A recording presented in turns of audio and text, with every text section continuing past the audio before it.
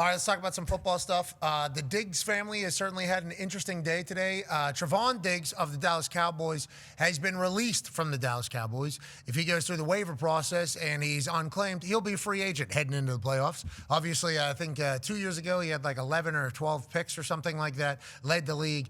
Obviously, as something has taken place with this particular defense with Eberflus and it hasn't worked out, what has gone wrong, you think, with Diggs in Dallas with this new defense? Because he used to be a staple, a pillar. And obviously, we know him and Micah are tight whenever all this stuff was kind of taking place.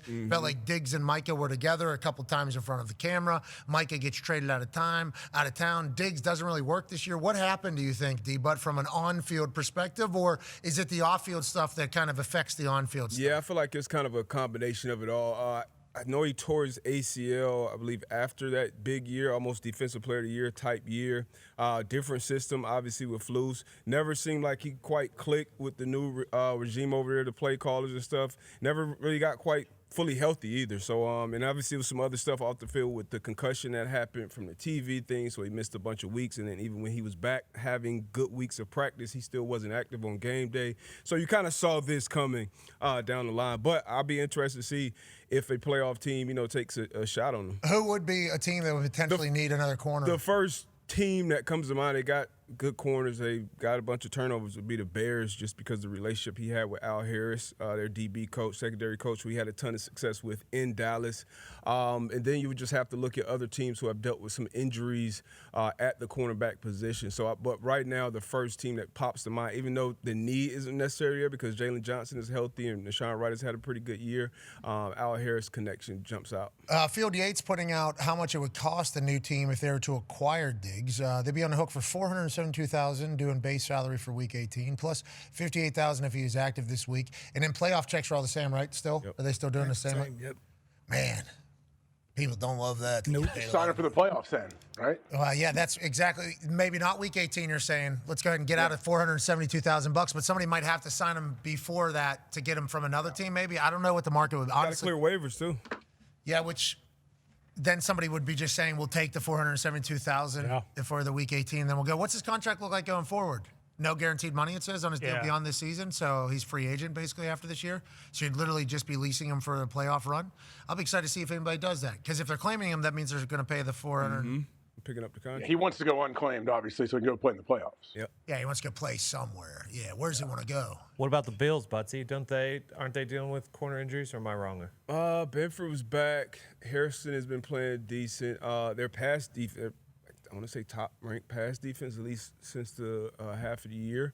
I don't see it, Bill. And then you gotta do your research if you are a team with, and this is what happens kind of behind the scenes, and Coach, obviously you know better than I would, coaches reaching out to Shotty and everybody on that staff, hey, what's been going on? What's the issue off the field? What's going on with them? Tell me what the public doesn't know. And then on the other side of that, based on what the tape, you got to make a decision if you want to bring them in your building. B.A., what are those conversations like? Obviously, you've been a head coach numerous times. Yeah, I think general manager, head coach have to have a relationship with somebody in that building that gets real facts, not bullshit facts. And to me, it's very, very hard.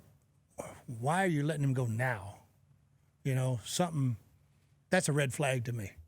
If I'm the coach, there's a red flag. I gotta do all my homework before I bring this guy in the building. Yeah, you don't want to ruin your culture for the playoffs either, but also, isn't there a lot of thoughts from NFL coaches and cultures nowadays as opposed to back in the day? Back in the day, if you were labeled a distraction, basically everybody was like, yep, we're not dealing with it.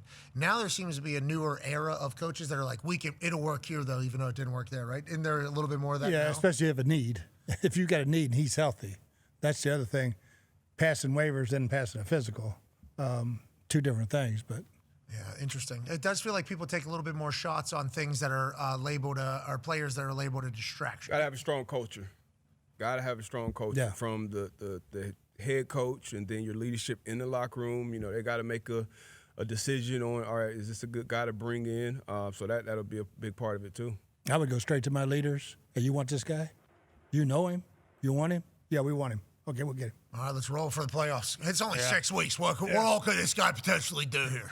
A team like the Rams would make a lot of sense. They got a really good D-line. Their defensive coordinator, Shula, is the hot name right now, and they're looking to play the Eagles, who he's already played, or at least has a lot of experience with, has played twice this year. You would think, and I'm not sure what their money situation is, but you would think that they might be able to do it, especially with a lot of noise around the Rams, and they've been able to silence a lot of it. Now, Stefon Diggs, brother of Trevon Diggs of the New England Patriots, a lot of conversation this year about how much he has helped this Patriots team and how mature he's been, how much of a leader he's been on this squad, and how much his buy-in. Well, breaking as of today, the world is learning that he is facing strangulation and assault charges, and he's to be arraigned here a week before...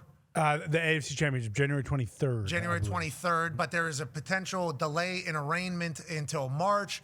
And then his people have come out and basically obviously said that this is uncorroborated, this is not true. There's also a story coming out that maybe they're trying to get this figured out behind the scenes. The New England Patriots obviously had to come out with a statement. Here is what the New England Patriots had to say about the entire situation. The New England Patriots are aware of the accusations that have been made regarding Stefon Diggs. Stefon has informed the organization that he categorically denies the allegations. We support Stefon. We will continue to gather information and will cooperate fully with the appropriate authorities in the NFL as necessary. Out of respect for all parties involved, and given that this is an ongoing legal matter, we will have no further comment at this time. Okay, so that's all happening. That's a very real thing that's taking place. Now, what the outcome of this particular entire situation is, we don't know at this moment. That's a lot of drama. There's a very serious allegations, and that Patriots team seemingly has everything going in the right direction.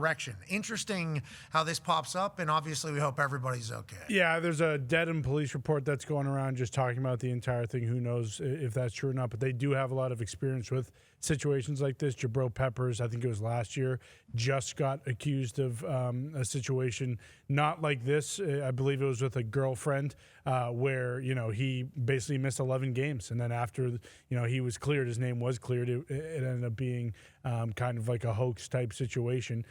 His name was cleared, and then he kept playing for the Patriots. It'll be interesting to see what does happen, because the Jabril Peppers situation and the Stefon Diggs situation, much different charges. But, I think a lot of people were saying the NFL typically waits until the legal situation is resolved in court and everything. So if they push it towards the end of March, this would be a next season situation. And if not, maybe around then something will come out more legitimate. Teams wait on the NFL to do something, and then the NFL, if it's legal, waits on local law enforcement as well. So just like the Patriots said, obviously the entire sports world will wait for the entire investigation, but Trevon Diggs is now cut from the Dallas Cowboys. Stefon Diggs facing legal charges. Stefon Diggs still on the New England Patriots. Trevon Diggs maybe making a playoff run as well. So crazy day for the Diggs family.